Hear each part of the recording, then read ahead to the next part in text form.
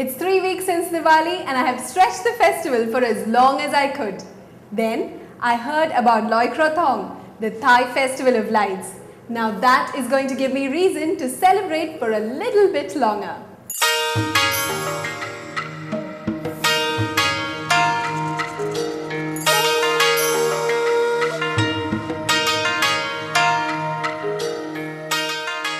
Loi Krathong is celebrated in the 12th month of the Thai lunar calendar, which usually occurs in the month of November.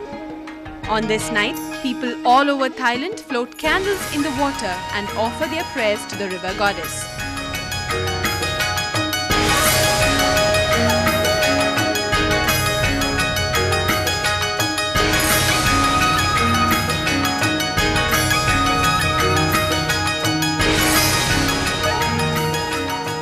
Well, the floating of the candles will have to wait until nightfall. But before that, let the Thai feast begin. And what better place to have one other than Benjarong?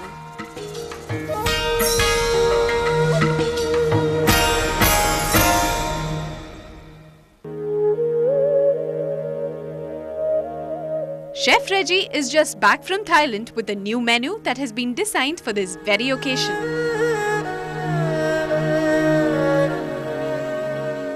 Benjarong, we are celebrating this Loi Krathong festival for 14 days starting from 31st of October. Even though Loi Krathong falls on the November 2nd, we are having some special dishes made for this festival for 2 weeks. So that includes duck, crispy duck, and we have pomfret, full pomfret which is topped with sweet and tangy sauce. Then we have things like exotic, some of the exotic vegetables we are using, some exotic dishes which we made with some vegetables.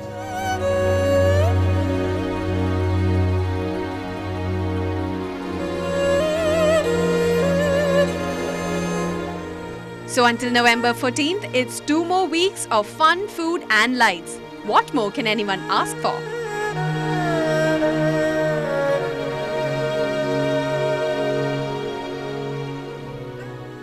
The festival menu is quite an elaborate one, so I let Chef Reggie decide my meal. My first item is a pomfret fried thing and it's cooked in tamarind sauce. Let's see how it is.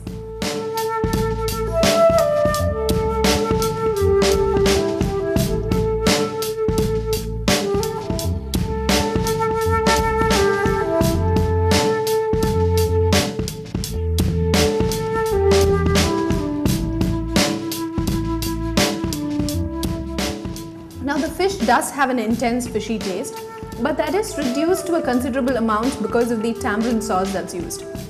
And I really love the fact that all these basil leaves, ground nuts, cashew nuts, dried onions, all these items are used in the food. It gives it a very crunchy feel.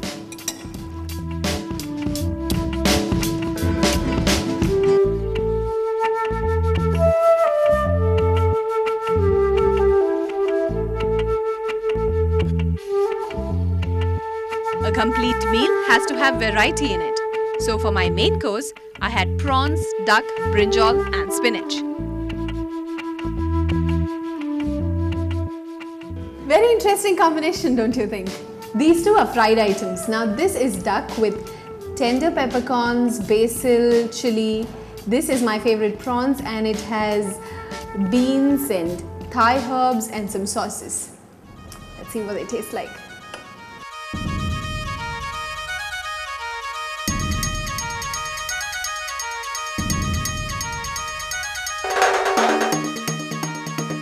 This is the first time I'm eating duck, so I can't actually judge it.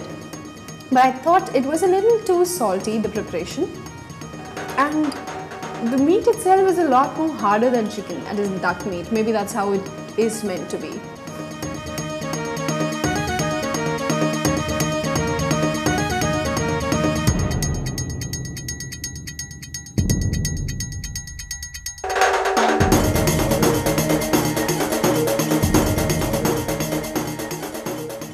Now this is bliss, prawns.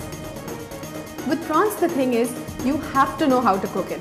It has to be very, very tender because the meat itself is so soft that you overcook it and then it's lost. This here is very tender. you can actually taste the meat.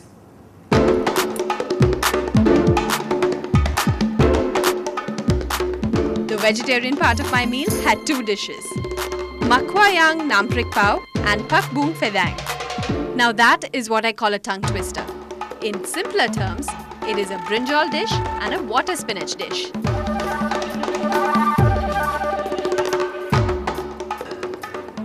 I have come to Benjarong so many times, and every time I'm here, the names of the items on the menu just gets weirder and weirder.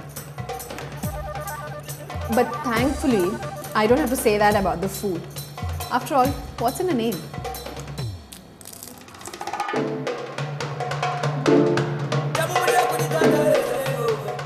Spinach, I generally don't like. But this one is an exception because it is tossed with corn flour and maida and all that and then deep fried. And it's quite crispy.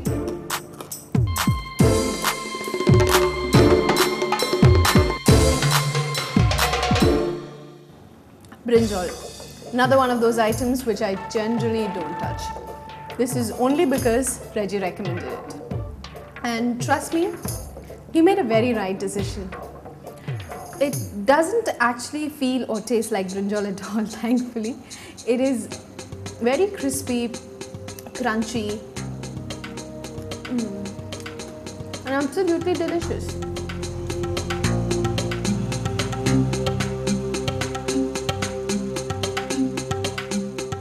And then I was served some authentic Thai desserts.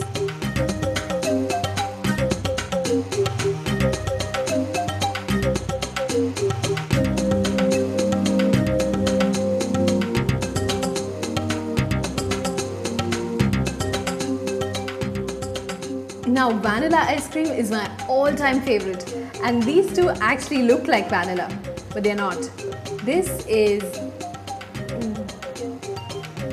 a pandana leaf flavored ice cream, and this,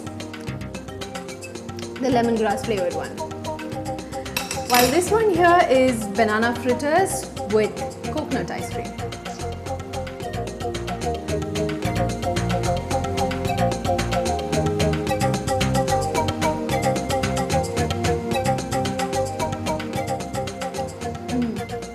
Now this is what I call a truly great experience.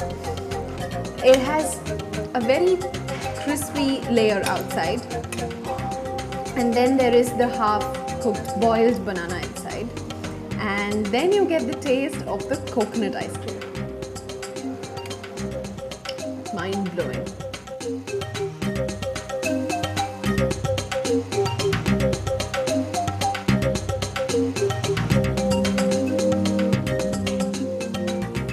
Lemongrass is an ingredient that is used a lot in Thai cooking, but this is the first time I'm tasting it in an ice cream, and I cannot say that I quite like it. It is way too harsh a flavor for me.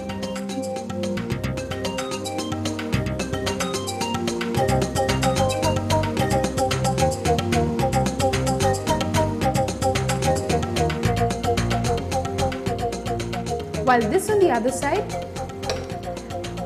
this is pandana's leaf, again used a lot in Thai cooking, but here the flavor is much more subtle. You don't feel that strong leafy taste at all. It's so much more subtle, and it blends beautifully with the ice cream.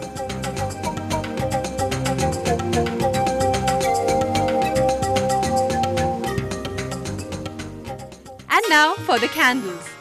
Benjarong has set up a small pool outside the restaurant for this lovely ritual. According to the writings of King Rama IV, Buddhists in Thailand followed the Hindu custom of lighting lamps to honor Siddhartha Gautama, who later became Buddha. They believe that these kratongs, or these handmade boats, can carry away all the evil and all the sorrow and bring lots of happiness in the new year. Now, it's time to float my sorrows away.